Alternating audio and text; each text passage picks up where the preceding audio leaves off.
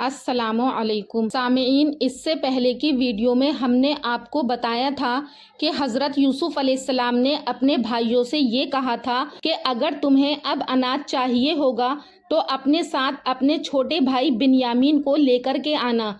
अब इसके आगे का वाक़या के तमाम भाई अपने छोटे भाई बिन्यामीन को लेकर हज़रत यूसुफ अलैहिस्सलाम के दरबार में हाजिर होते हैं, ये बयान करेंगे। ये सब भाई अपने वालिद से कौलो करार करने के बाद कि हम बिन्यामीन की भरपूर हिफाजत करेंगे, ये कहकर मिस्र के लिए रवाना हो जाते हैं। कुछ दिन के बाद ही बिन्यामीन को साथ लेकर अजीज़े मिस्र के दरबार में पहुंच जाते हैं।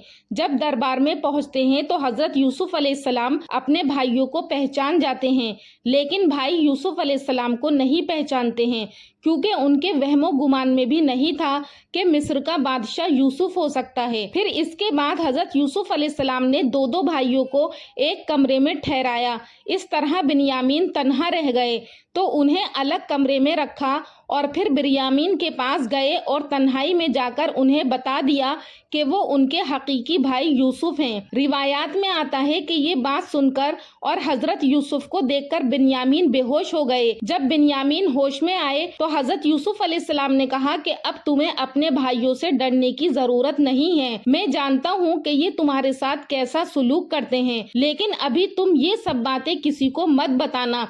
और फिर अपने भाई बिन्यामीन से अपने बाप हज़रत याकूब अलैहिस्सलाम के बारे में बहुत सी बातें करी। अगले दिन हज़रत यूसुफ अलैहिस्सलाम ने बिन्यामीन समेत सब भाइयों का अनाज उनके ऊँटों पर लदवा दिया और वो खुशी खुशी रवाना हो गए। हज़रत यूसुफ अलैहिस्सलाम अपने छोटे भाई बिन्यामीन को रोकना चाहते थे, लेकिन वो ऐसा ना कर सकते थे, तो उन्होंने अपने पानी पीने के चांदी के कटोरे को बिन्यामीन के सामान में रख दिया। कुरान पाक में है कि फिर जब उन्हें उनका सामान ठीक ठीक करके दिया तो अपने भाई के सामान में पानी पीने का प्याला रख दिया। सामीन, हज़रत यूसुफ अलैहिस्सलाम ने ये इसलिए किया कि हज़रत यूसुफ अलैहिस्सलाम बिन्यामीन को रोकना चाहते थे, तो अल्लाह ताला ने उनके दिमाग में ये बात डाली कि उन्होंने अपने पानी पीने का प्याला बिन्यामीन के सामान में रख दिया। अभी काफिला थोड़ी ही दूर पहुंचा था कि महल के एक आदमी ने देखा कि बादशाह का प्याला गायब है। उसने कहा कि अभी तो प्याला यही था और अभी ये काफिला रवाना हुआ है, हो सकता है कि इन काफिले वालों ने वो प्याला लिया हो। तो फिर एक आवाज देने वाले ने पुकार कर कहा कि ए काफिले वालों, जरा ठहरो, तुम लोग तो चोर हो। ये सुनकर वो सब भाई उनकी तरफ मुतवज्जा हुए और कहने लगे, तुम्हारी क्या चीज चोरी हुई है? वो बोला कि बादशाह का प्याला खोया है और जो शख्स उसको लेकर आएगा तो उसके लिए एक ऊंट के बोझ का गल्ला इनाम मिलेगा और मैं उसका जिम्मेदार हूँ।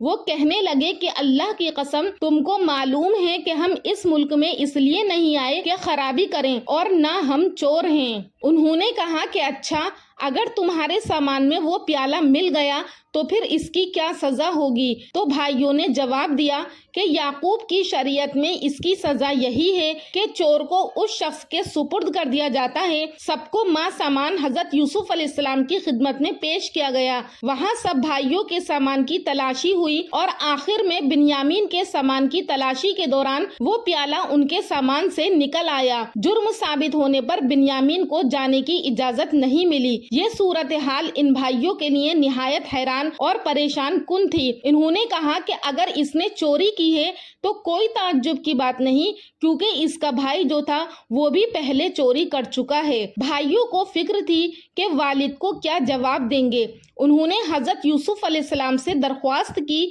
बिन्यामीन के वालिद बहुत बूढ़े हैं, इसकी जगह आप हम में से किसी को रोक लें।